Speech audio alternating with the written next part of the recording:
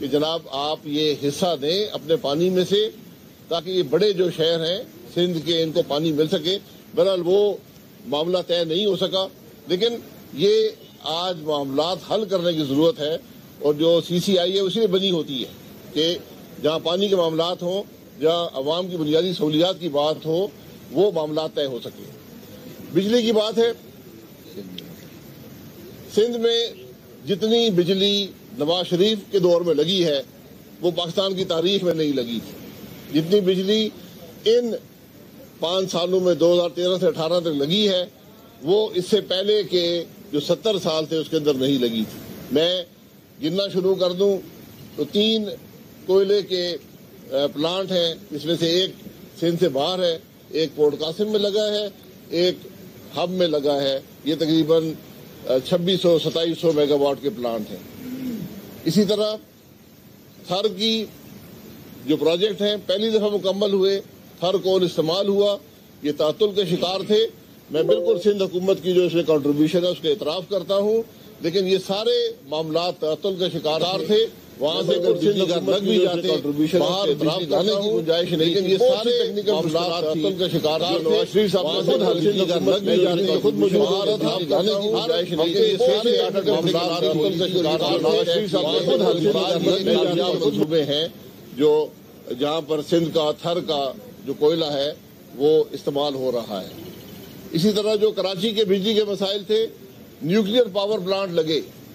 جو جب سے پاکستان بنا تھا کراچی میں ایک نیوکلیئر پلانٹ تھا، اب وہاں پر 2 پلانٹ لگ رہے ہیں.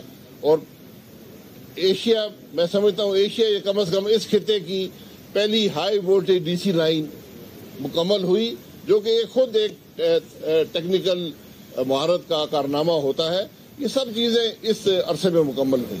یقیناً بہت سے کام رہتے ہیں لیکن یہ بتدریج کیے جاتے ہیں. سب سے بڑھ کر پاکستان مسلم لیگ نون نے پورے پاکستان کو امن و امان دیا، شہروں کے اندر بھی، اور جو دہشت گردی تھی اس کا خاتمہ بھی کیا.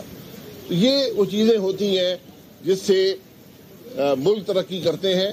آپ گیس جو ہے یہ سندھ کے اندر پیدا ہوتی ہے، آئین کے اندر اس کا تحفظ ہے، اور آئین کے اندر یہ بھی تحفظ ہے کہ جو جب ترمیم ہوئی تھی 18ویں اس میں جو گیس اس وقت دوسرے صوبوں کو مل رہی تھی وہ ملتی رہے گی جب تک وہ ختم نہیں ہوتی ان فیلڈ کے اندر. لیکن آج یہ بدنصیبی ہے کہ سب سے زیادہ لوڈ شیڈنگ جو ہے اس کا شکار آج سندھ ہے. اس کی کیا وجوہات ہیں؟ اس کو نااہلی اور بدنیتی کہوں گا جو اس حکومت کی ہے.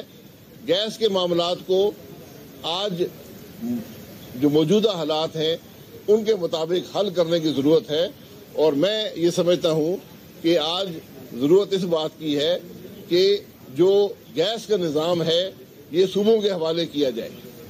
گیس کے جو گیس نکلتی ہے، کیونکہ آئین کہتا ہے کہ جو گیس کی ملکیت ہوگی وہ صوبوں کی ہوگی، تو جو ڈسٹریبیوشن بھی ہے یہ بھی اب صوبوں کے حوالے کرنی پڑے گی، ورنہ اس وقت جو خرابیاں ہیں گیس کے نظام کی یہ بڑھتی جائیں گی اور لوگ اس سے محروم ہوتے جائیں گے. یہ میں نے چند باتوں کا ذکر یہاں پر کر دیا ہے. سیاست جو ہے، سیاست الحمدللہ چلتی رہتی ہے.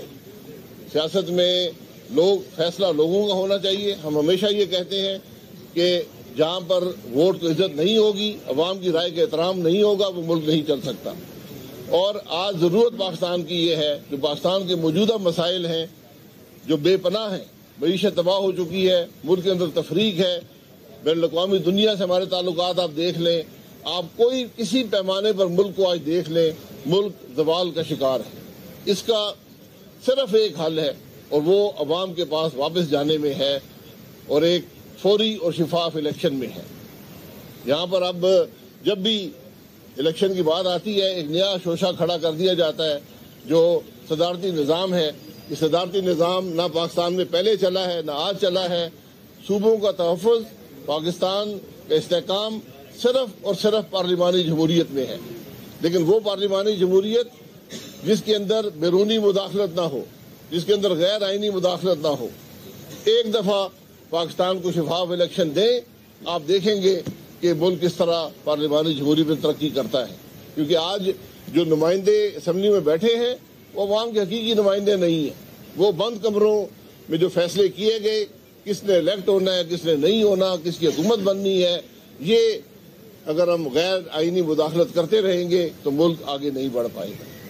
جناب، پاکستان پیپلز پارٹی اور نون لیگ کی قیادت کے درمیان جو ہے بات چیت ہوئی ہے، اس دوران جو ہے مولانا صاحب نہیں ہے، تو سوال کیا آپ کہتے ہیں؟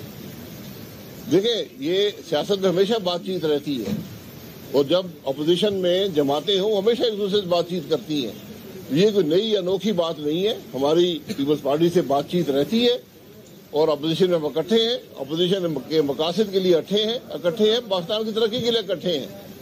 تو زرداری صاحب اور بلاول صاحب لاہور گئے تھے اور وہاں پر شہباز صاحب نے ان کو دعوت دی، اور یہ بڑی خوش آئند بات ہے کہ جب بھی ملک کی قومی جماعتوں کے لیڈر اکٹھے بیٹھے اس سے بہتری ہی آتی ہے ملک کی سیاست میں۔ جو پی ڈی ایم ہے، پی ڈی ایم کو پیپلز پارٹی نے خود چھوڑا، پی ڈی ایم کا وہ حصہ نہیں ہے۔ پی ڈی ایم ایک تحریک ہے، اور تحریک کا مقصد یہ ہے کہ ملک کے نظام کو آئین کے مطابق کیا جائے۔ کل مولانا صاحب وہاں موجود نہیں تھے، یہ کوئی پی ڈی ایم کی کل میٹنگ نہیں تھی، یہ دو جو پولیٹیکل لیڈرشپ ہے پی ایم ایل این کی اور پیپلز پارٹی اس کی کل میٹنگ تھی۔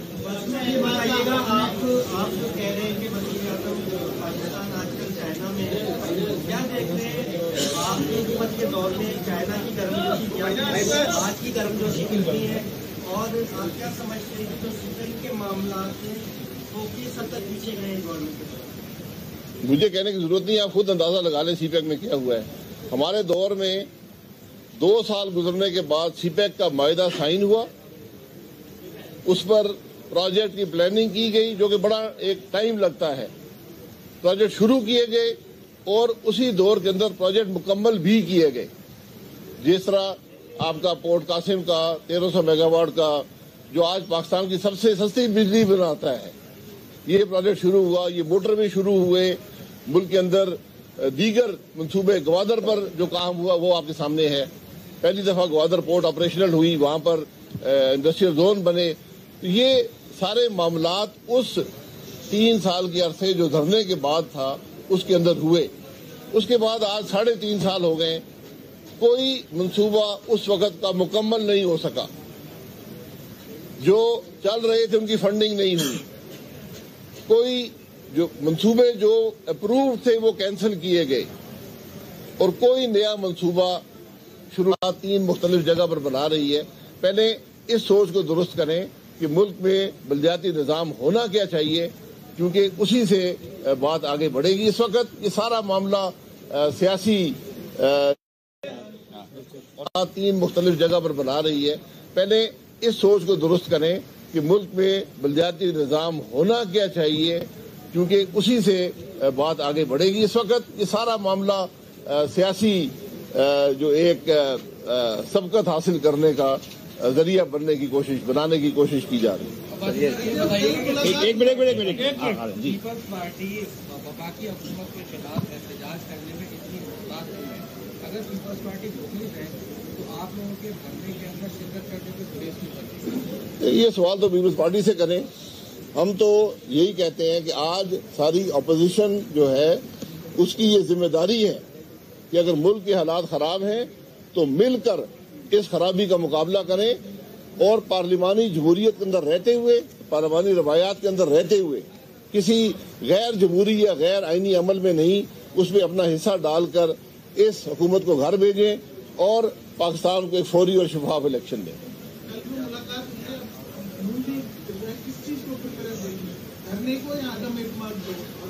یہ دونوں جمہوریت کا حصہ ہیں، اور دونوں سے ہی حکومت پر دباؤ ڈالا جاتا ہے، عوام کی تکلیف کی بات کی جاتی ہے۔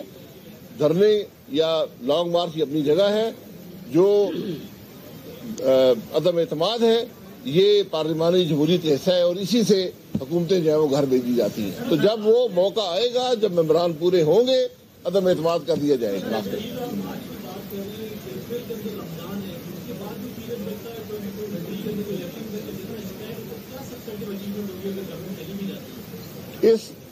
اس حکومت سے جتنی جلدی آپ جان چھڑائیں گے یہ ملک کے لیے بہتر ہے۔ اس کا ہر لمحہ ملک میں بھاری ہے۔ جب ایک حکومت اس حد تک ناکام ہو جائے کہ جو آئی ایم ایف سے بات نہ کر سکے، نیگوشیٹ نہ کر سکے، اب آپ کو پتا ہے کہ 160 ارب کا بوجھ جو ہے وہ اضافی تنخواہ دار طبقے پر ڈالا جائے گا. یہ جو منی بل آ گیا ہے جس نے 700 ارب پاکستان پر ڈالا ہے, پھر اسٹیٹ بینک کے ساتھ جو نیا ایک اس کا طریقہ کار اور اس کا نئی آرگنائزیشن کی گئی ہے, یہ بھی حکومتوں کو مفلوج کر دے گی. اور اب اور بھی بہت سی باتیں جو آپ کے بجلی کے ریٹ بڑھیں گے, گیس کے ریٹ بڑھیں گے, اور تنخواہ دار طبقے پر آپ نے جو نیا انکم ٹیکس کا اسٹرکچر ڈالا ہے اس پر 160 ارب کا خدشہ ہے کہ تنخواہ دار طبقے کو 160 ارب اضافی دینا پڑے گا. یہ وہ معاملات ہیں جس پر اپوزیشن اکٹھی ہوتی ہے اور معاملے کو حل کرنے کی کوشش کرتی ہے.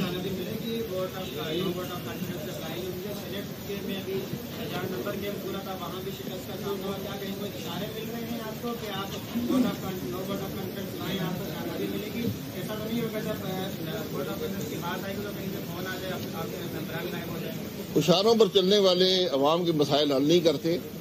جو سینٹ میں کیفیت ہے وہ فرق ہے. وہاں بنیادی خرابی پیدا ہوئی جب پیپلز پارٹی نے 4 ممبران سینٹ کے حکومتی بینچ سے اٹھا کر اور خود اپوزیشن لیڈر کی کرسی حاصل کی.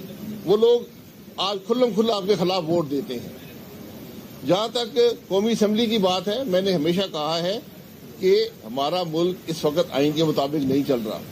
غیر آئینی مداخلت ہمارے نظام کے اندر, جب یہ بیساکھیاں ہٹیں گی آپ یقین کریں 24 گھنٹے کے اندر عدم اعتماد ہو جائے گا. میں نے پہلے بھی کہا ہے کم از کم 22 پی ٹی آئی کے ایم این ایز کو میں جانتا ہوں جو اس جماعت کے ساتھ نہیں چلنا چاہتے. وہ یہ کہتے ہیں کہ ہم اگر پی ٹی آئی کے ٹکٹ پر اپنے حلقے میں گئے ہمیں ووٹ نہیں پڑے گا, ہمیں کامیابی نہیں ہوگی, ہماری سیاست ختم ہو جائے گی. کیونکہ جو ناکامی حکومت کی ہے, جو حکومت اتنا بوجھ مہنگائی کا عوام پر ڈال دے, اور یہ غیر معمولی مہنگائی پاکستان کی تاریخ میں نہیں ہوئی, اور اس کی وجوہات, اس کی صرف ایک وجہ اس حکومت کی نالائکی اور کرپشن ہے. تو آج جو ان کے اپنے ایم این اے ہیں وہ حلقے میں جانے کے قابل نہیں ہیں.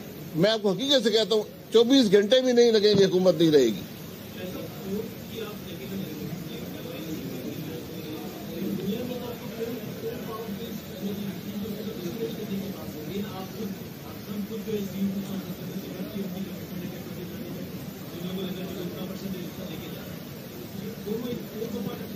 بالکل پولز اپارٹ اپروچ بھی اچھا سوال کیا ہے.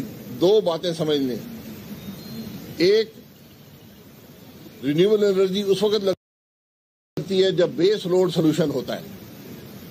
دوسرا, رینیوبل انرجی اس وقت لگائی جاتی ہے جب اس کا ٹوٹل خرچہ لگانے کا آپ کے سب سے ایفیشینٹ جو پاور پلانٹ ہوتے ہیں ان سے کم, ان کے فیول کاسٹ سے کم ہوتا ہے.